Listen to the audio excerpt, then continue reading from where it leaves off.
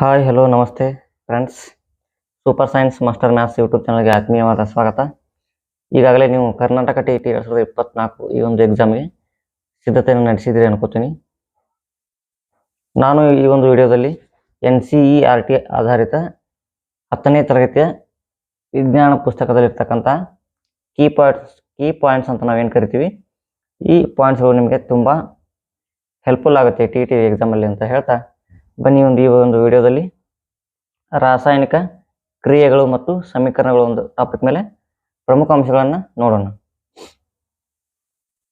ಮೊದಲನೇದು ರಾಸಾಯನಿಕ ಬದಲಾವಣೆಗಳು ಅಂದರೆ ಯಾವ್ಯಾವು, ನಮ್ಮ ದಿನನಿತ್ಯ ಜೀವನದಲ್ಲಿ ನಡೀತಕ್ಕಂಥ ರಾಸಾಯನಿಕ ಬದಲಾವಣೆಗಳು ಯಾವಪ್ಪ ಅಂತಂದ್ರೆ, ಬೇಸಿಗೆಯಲ್ಲಿ ಹಾಲನ್ನು ಕೊಠಡಿಯ ತಾಪದಲ್ಲಿ ಇರಿಸಿದಾಗ ಏನಾಗುತ್ತೆ, ಹಾಲು ನಾವು ಬೇಸಿಗೆಯಲ್ಲಿ ಕೊಠಡಿ ತಾಪದಲ್ಲಿ ಇಟ್ಟಾಗ ಏನಾಗುತ್ತೆ, ಹಾಲು ಒಡೆಯುತ್ತೆ ಅಂತ ನಾವು ಹೇಳ್ತೀವಿ. ಇದು ಕೂಡ ಒಂದು ರಾಸಾಯನಿಕ ಬದಲಾವಣೆ. ಕಬ್ಬಿಣದ ಮೊಳೆಯನ್ನು ತೇವಾಂಶಯುಕ್ತ ವಾತಾವರಣದಲ್ಲಿ ತೆರೆದಿಟ್ಟಾಗ ಏನಾಗುತ್ತೆ, ಅದು ನಾವು ಆಡು ಭಾಷೆಯಲ್ಲಿ ಜಂಗ್ ಹಿಡಿಯುತ್ತೆ ಅಂತ ಹೇಳ್ತೀವಿ. ಅದು ಕೂಡ ಒಂದು ರಾಸಾಯನಿಕ ಬದಲಾವಣೆ. ದ್ರಾಕ್ಷಿ ಹುದುಗುವಿಕೆಗೆ ಒಳಪಟ್ಟಾಗ ಇದು ಕೂಡ ಒಂದು ರಾಸಾಯನಿಕ ಬದಲಾವಣೆ. ಆಹಾರವನ್ನು ಬೇಯಿಸಿದಾಗ, ಅದೇ ರೀತಿಯಾಗಿ ನಮ್ಮ ದೇಹದಲ್ಲಿ ಆಹಾರ ಜೀರ್ಣವಾದಾಗ ಅದೇನಾಗುತ್ತೆ, ಗ್ಲೂಕೋಸ್ ಆಗಿ ಕನ್ವರ್ಟ್ ಆಗುತ್ತೆ. ಇದು ಕೂಡ ಒಂದು ರಾಸಾಯನಿಕ ಬದಲಾವಣೆ. ಇನ್ನು ನೆಕ್ಸ್ಟ್ ರಾಸಾಯನಿಕ ಸಮೀಕರಣ.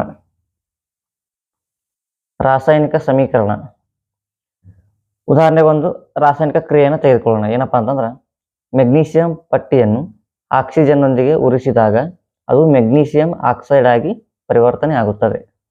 ಇದನ್ನು ನಾವು ಸಮೀಕರಣದಲ್ಲಿ ಬರೆದಾಗ ಏನಾಗುತ್ತೆ, ಮೆಗ್ನೀಷಿಯಂ ಪಟ್ಟಿ ಅಂದರೆ Mg ಅಂದರೆ ಇಲ್ಲೇನು ಮೆಗ್ನೀಷಿಯಂ ಪ್ಲಸ್ ಆಕ್ಸಿಜನ್ ಅಂದರೆ O2, ಅದನ್ನು ಬಾಣದ ಗುರುತು ಹಾಕಿ MgO ಅಂದರೆ ಏನಿಲ್ಲಿ ಮೆಗ್ನೀಷಿಯಂ ಆಕ್ಸೈಡ್. ಅಂದರೆ ಈ ರಾಸಾಯನಿಕ ಸಮೀಕರಣದಲ್ಲಿ ನಾವು ಪ್ರತಿವರ್ತಕಗಳು ಅವುಗಳನ್ನು ಏನು ಮಾಡ್ತೀವಿ, ಎಡಭಾಗದಲ್ಲಿ ಬರಿತೀವಿ.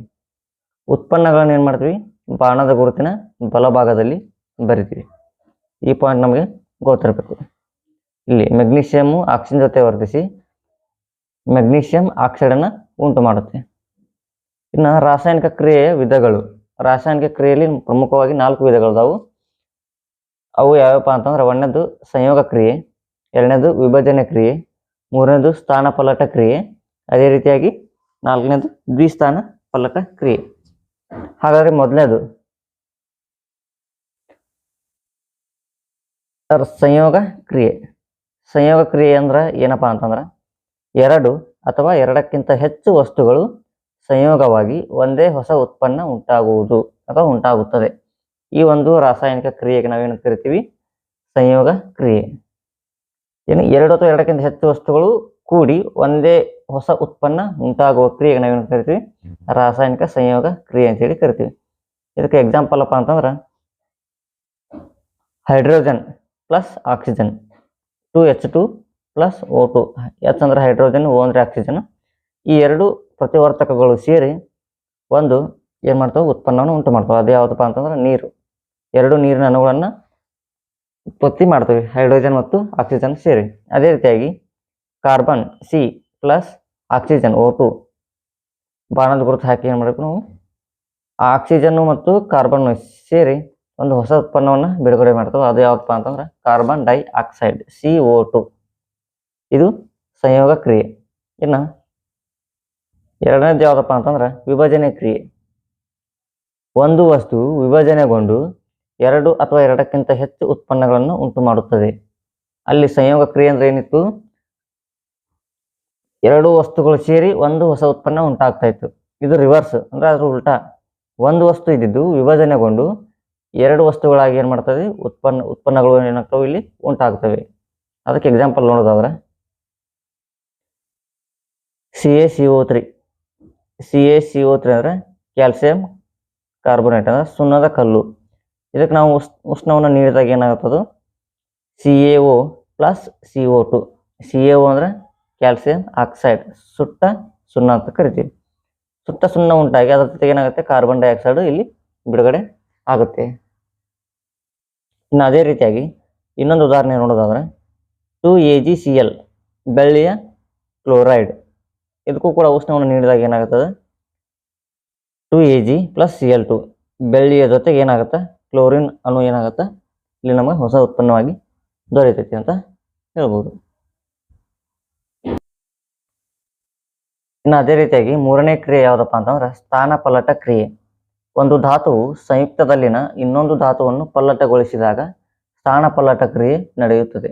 ಹೆಂಗಪ್ಪ ಅಂತಂದ್ರೆ ಉದಾಹರಣೆಗೆ Fe ಕಬ್ಬಿಣವನ್ನು ತೆಗೆದುಕೊಂಡಾಗ ಅದು CuSO4 ಅಂದ್ರೆ ತಾಮ್ರದ ಸಲ್ಫೇಟ್, ಕಾಪರ್ ಸಲ್ಫೇಟ್ ಅಂತ ಏನು ಕರಿತೀವಿ. ಕಬ್ಬಿನ ಕಾಪರ್ ಸಲ್ಫೇಟ್ ಜೊತೆ ಸೇರಿ ಏನಾಗುತ್ತೆ ನೋಡ್ರಿ, ಇಲ್ಲಿ Fe ಜೊತೆಗೆ ಏನಾಗುತ್ತೆ SO4 ಏನಾಗುತ್ತೆ, ಇದು ಈ ಕಡೆ ಬರುತ್ತೆ, ಇಲ್ಲಿ Cu ಮಾತ್ರ ಉಳಿತೈತಿ. ಅಂದ್ರೆ ಸಲ್ಫೇಟ್ನ ಸ್ಥಾನ ಏನಾಯ್ತು ಇಲ್ಲಿ ಬದಲಾಯಿತು. ತಾಮ್ರದ ಜೊತೆ ಇದ್ದಂತಹ ಸಲ್ಫೇಟ್ ಇಲ್ಲಿ ಏನಾಯ್ತು ಕಬ್ಬಿಣ ಜೊತೆ ಏನಾಯ್ತು ಮಿಕ್ಸ್ ಆಯ್ತು. ಅಂದ್ರೆ ಇಲ್ಲಿ ಏನಾಗುತ್ತೆ ಒಂದು ಧಾತುವಿನ ಸ್ಥಾನ ಏನಾಗುತ್ತೆ ಪಲ್ಲಟ ಆಗುತ್ತೆ, ಅಂದ್ರೆ ಬದಲಿ ಆಗುತ್ತೆ. ಇಲ್ಲಿ ನೋಡ್ರಿ ಕಬ್ಬಿಣ ಮತ್ತು ತಾಮ್ರದ ಸಲ್ಫೇಟ್ ಸೇರಿ ಏನಾಗುತ್ತೆ ಕಬ್ಬಿಣದ ಸಲ್ಫೇಟ್ ಉಂಟಾಯ್ತು, ಅದ್ರ ಜೊತೆಗೆ ತಾಮ್ರ ಉಂಟಾಯ್ತು, ತಾಮ್ರ ಏನಾಯ್ತು ಉಂಟಾಯ್ತು. ಇನ್ನು ಮತ್ತೊಂದು ಎಕ್ಸಾಂಪಲ್ ನೋಡೋದಾದ್ರೆ ಸೀಸಾ Pb ಪ್ಲಸ್ CuCl2 ತಾಮ್ರದ ಕ್ಲೋರೈಡ್, ಇದ್ರ ಜೊತೆ ಏನಾಗುತ್ತೆ ಇಲ್ಲಿ Cl2 ಏನಾಗುತ್ತೆ ಇದು ಸೀಸದ ಜೊತೆ ಕೂಡಿಕೊಂಡು ಸೀಸದ ಕ್ಲೋರೈಡ್ ಆಗುತ್ತೆ PbCl2 ಪ್ಲಸ್ ಇಲ್ಲಿ ಏನಾಗುತ್ತೆ ತಾಮ್ರ ಉಂಟಾಗುತ್ತೆ.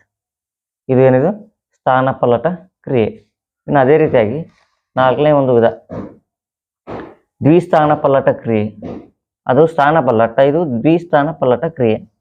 ಒಂದು ರಾಸಾಯನಿಕ ಕ್ರಿಯೆಯಲ್ಲಿ ಪ್ರತಿವರ್ತಕಗಳ ನಡುವೆ ಅಯಾನುಗಳ ವಿನಿಮಯವಾದರೆ ಅದನ್ನು ದ್ವಿಸ್ಥಾನಪಲ್ಲಟ ಕ್ರಿಯೆ ಎನ್ನುವರು.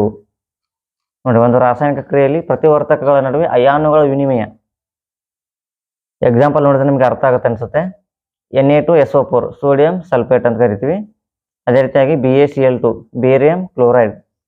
ಇವೆರಡು ಕೂಡಿಕೊಂಡು ಏನಾಗುತ್ತೆ ಇಲ್ಲಿ ನೋಡ್ರಿ, SO4 Na2 ಜೊತೆ ಇದ್ದಿದ್ದು Ba ಜೊತೆ ಕೂಡಿಕೊಳ್ಳುತ್ತೆ. ಇಲ್ಲಿ Ba ಜೊತೆ Cl2 ಇದ್ದಿದೆ, ಇದು ಏನಾಗುತ್ತೆ Na2 ಜೊತೆ ಸೇರಿಕೊಳ್ಳುತ್ತೆ.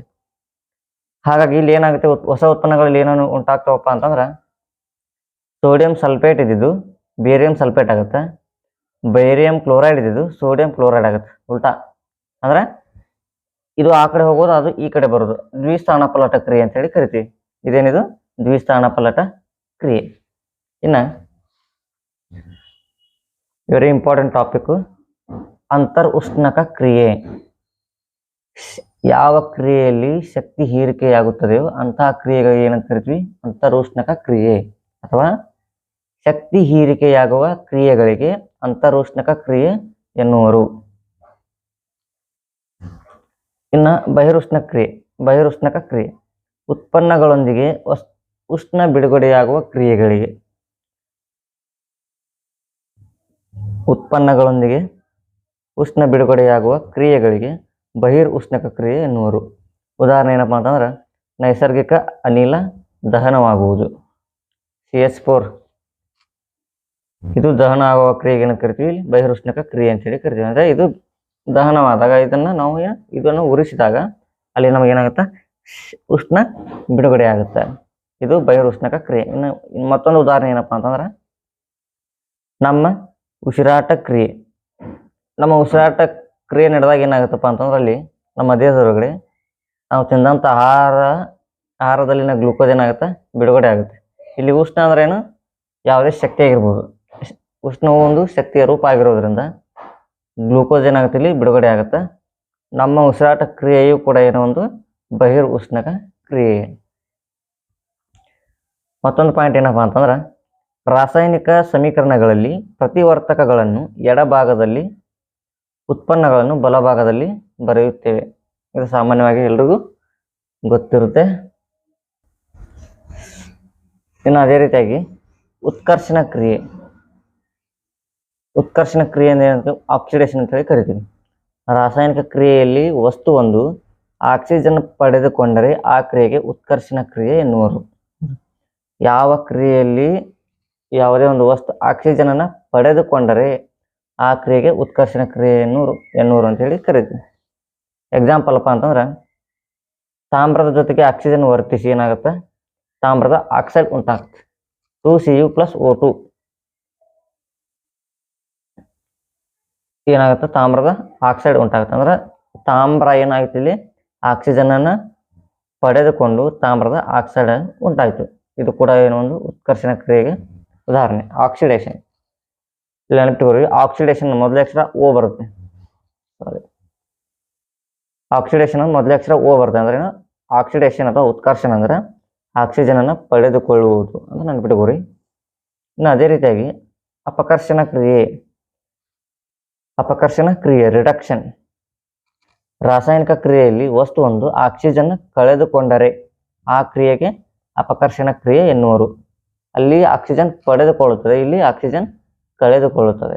ಉದಾಹರಣೆ ಏನಪ್ಪಾ ಅಂತಂದ್ರೆ ತಾಮ್ರದ ಆಕ್ಸೈಡ್ ಜೊತೆ ಹೈಡ್ರೋಜನ್ ಸೇರಿಕೊಂಡು ಏನಾಗುತ್ತೆ, ತಾಮ್ರ ಬಿಡುಗಡೆ ಆಗುತ್ತೆ, ಅದರ ಜೊತೆಗೆ ನೀರು ಬಿಡುಗಡೆ ಆಗುತ್ತೆ. ಇಲ್ಲಿ ನೋಡ್ರಿ, ತಾಮ್ರದ ಆಕ್ಸೈಡ್ ಜೊತೆ ಇಲ್ಲಿ CuO ಐತಿ. ಈ ಓ ಏನಾಗುತ್ತೆ, ಹೋಗುತ್ತೆ, ಇದರ ಜೊತೆ H ಜೊತೆ ಹೋಗುತ್ತೆ. ಹಾಗಾಗಿ ಇಲ್ಲಿ ಏನು ತಾಮ್ರ ಅಷ್ಟೇ ಉಳಿತೈತಿ. ಹಂಗಂದ್ರೆ ಇಲ್ಲಿ ಏನಾಗುತ್ತೆ, ತಾಮ್ರವು ಆಕ್ಸಿಜನ್ ಕಳೆದುಕೊಂಡು ಏನಾಗುತ್ತೆ, ಅಪಕರ್ಷಣ ಕ್ರಿಯೆ ಉಂಟಾಗಿ ತಾಮ್ರ ಮಾತ್ರ ದೊರೆತೈತಿ, ಅದರ ಜೊತೆಗೆ ನೀರು ಕೂಡ ನಮಗೆ ಏನಾಗುತ್ತೆ, ದೊರೆತೈತಿ. ಇನ್ನೊಂದು ಮುಖ್ಯವಾದ ಪಾಯಿಂಟ್ ಏನಪ್ಪಾ ಅಂತಂದ್ರೆ, ಬಹುಶಃ ಈ ಕ್ವಶನ್ ಯಾವುದೋ ಒಂದು TET ಎಕ್ಸಾಮಲ್ಲಿ ಕೇಳಿದರೆ, ಅದು ಯಾವ ವರ್ಷ ಅಂತ ನೆನಪಿಲ್ಲ ನನಗೆ. ಚಿಪ್ಸ್ ಪೊಟ್ಟಣಗಳಲ್ಲಿ ನೈಟ್ರೋಜನ್ ಅನಿಲವನ್ನು ತುಂಬಿರುತ್ತಾರೆ. ಸಾಮಾನ್ಯವಾಗಿ ನೀವು ನೋಡಿರ್ತೀರಿ, ಚಿಪ್ಸ್ ಪೊಟ್ಟಣಗಳು ಏನಾಗಿರ್ತಾವು, ಉಬ್ಬಿರ್ತಾವು, ಅದರೊಳಗೆ ಗಾಳಿ ಇರುತ್ತೆ. ಮುಖ್ಯವಾಗಿ ಆ ಗಾಳಿ ಒಳಗೆ ಏನಿರ್ತದೆ, ಎಕ್ಸಾಕ್ಟ್ಲಿ ನೈಟ್ರೋಜನ್ ಅನ್ನ ತುಂಬಿರುತ್ತಾರ. ಯಾಕೆ ತುಂಬಿರ್ತಾರಪ್ಪ ಅಂತಂದ್ರೆ ಎಣ್ಣೆ ಮತ್ತು ಕೊಬ್ಬಿನ ಪದಾರ್ಥಗಳ ಉತ್ಕರ್ಷಣ ಕ್ರಿಯೆಗೆ ಒಳಗಾಗಿ ಕಮಟು ವಾಸನೆ ಬರದಂತೆ ತಡೆಯಲು. ನಿಮ್ಗೆ ಆಲ್ಮೋಸ್ಟ್ ಚೆನ್ನಾಗಿ ಗೊತ್ತಿರ್ತೈತಿ, ಕೊಬ್ಬಿ ಅಥವಾ ಎಣ್ಣೆಯಲ್ಲಿ ಕರೆದಂಥ ಪದಾರ್ಥಗಳು ಏನಾಗ್ತಾವು, ಕಮಟುವಿಕೆಗೆ ಒಳಗಾಗ್ತಾವು. ಆ ಕಮಟುವಿಕೆ ತಡೀಲಿಕ್ಕೆ ಆ ಚಿಪ್ಸ್ ಪೊಟ್ಟಣಗಳಲ್ಲಿ ಏನು ಮಾಡ್ತಾರ, ನೈಟ್ರೋಜನ್ ಅನಿಲವನ್ನು ತುಂಬಿರ್ತಾರ ಅನ್ನುವಂಥ ಪಾಯಿಂಟನ್ನು ನೀವು ನೆನ್ಪಿಟ್ಕೋಬೇಕಾಗತ್ತೆ. ಫ್ರೆಂಡ್ಸ್, ಇಲ್ಲಿವರೆಗೂ ನಮ್ಮ ಚಾನಲ್ನ ವಿಡಿಯೋಗಳನ್ನು ನೋಡಿ ಸಪೋರ್ಟ್ ಮಾಡಿದ್ದಕ್ಕಾಗಿ ಧನ್ಯವಾದಗಳು. ಈ ವಿಡಿಯೋ ನಿಮಗೆ ಇಷ್ಟ ಆಗಿದ್ದರೆ ನಿಮ್ಮ ಸ್ನೇಹಿತರಿಗೆ ಶೇರ್ ಮಾಡಿ, ಅದೇ ರೀತಿಯಾಗಿ ನಮ್ಮ ಚಾನಲ್ಗೆ ಸಬ್ಸ್ಕ್ರೈಬ್ ಆಗ್ರಿ ಅಂತ ಅವ್ರಿಗೊಂದು ವಿಷಯವನ್ನು ತಲುಪಿಸ್ರಿ ಅಂತ ಹೇಳಿ ಮತ್ತೆ ಮುಂದಿನ ವಿಡಿಯೋದೊಂದಿಗೆ ಬರ್ತೇನೆ. Thank you one and all.